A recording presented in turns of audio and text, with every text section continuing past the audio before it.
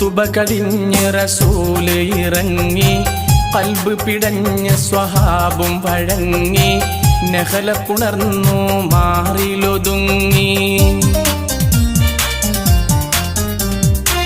ഖുതുബ കഴിഞ്ഞ് റസൂല് ഇറങ്ങി, ഖൽബ് പിടഞ്ഞ് സ്വഹാബും വഴങ്ങി, നഹല പുണർന്നു മാറിലൊതുങ്ങി. ശറഫുറ്റൂർ മരത്തിന്റെ തടിമറിയിലമർത്തി വെച്ചേ, സ്വകാര്യമായി പറഞ്ഞതിൻ കരച്ചിലും അടക്കി വെച്ചേ.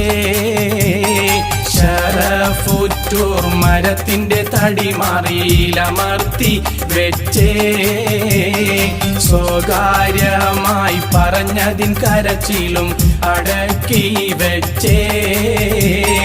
ഒരു നാളിൽ മദീനത്തെ മസ്ജിദ്